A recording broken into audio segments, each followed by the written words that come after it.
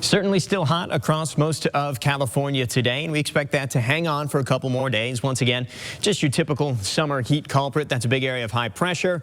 Second reason I'm showing this, though, is something we've talked about in the past week or so. Not only is this a hot air mass, it gives us upper-level clockwise wind. It's wrapping around that high pressure, so that's going to push in some upper-level moisture from the south, and actually a bit of tropical moisture possible over the next couple of days. Can't completely rule out a few raindrops in the extended forecast. We'll look at that here shortly. Let's get into the high temperatures we expect. Excuse me, let's start with the low temperatures. Let's go in order here. 60s and 70s overnight tonight. That should shock no one. That is pretty typical for us this time of year. A little bit warmer over at eastern Kern. Highs there, or rather lows there, right around 80 degrees for places like Jawbone Canyon and China Lake. High temps for tomorrow, very hot in the desert. Not a huge surprise that an extreme heat warning is in effect. About 110 over there. We're closer to about 100 degrees here in the valley.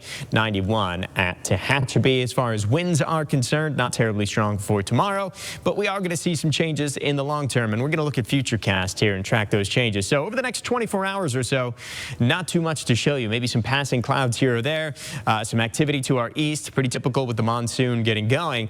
But again, there's a little feed of tropical moisture that arrives. You can see the clouds first, and then even a little bit of rain. Now, there's certainly some questions as to where exactly that may track.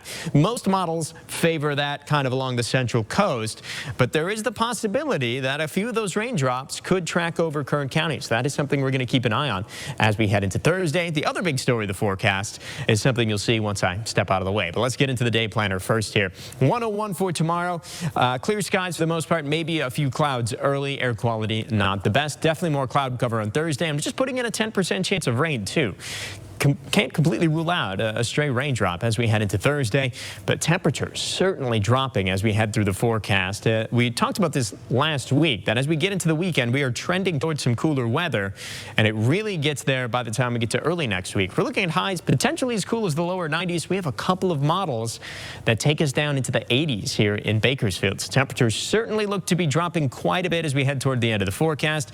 Again, we are going to be warm for the next couple days, and we're going to keep an eye on that little push of tropical moisture on Thursday, but at the very least, we can enjoy the second half of the extended forecast. Could the science used to fight COVID also be the key in developing a vaccine for certain types of cancer? The key is mRNA. That was the tech behind the COVID vaccine as well.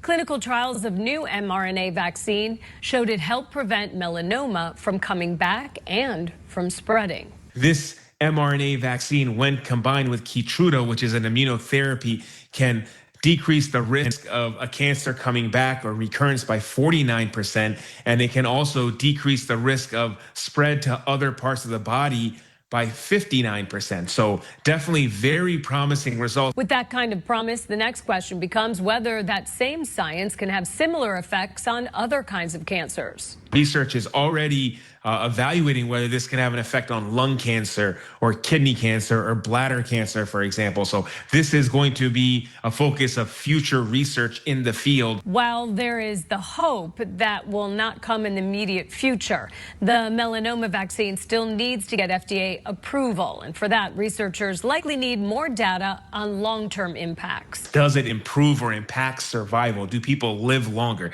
That's a question that's going to have to be answered before ultimately it gets FDA approval. So my sense is it'll be months, perhaps half a year. One thing Dr. Omar Awan wanted to make clear is that this vaccine only targets cancer cells. If we think about chemotherapy or chemotherapeutic drugs, that attacks all cells, the cancer cells and normal cells. And that's why we get a lot of unwanted side effects like hair loss, for example. So far, this new vaccine has not shown any significant side effects.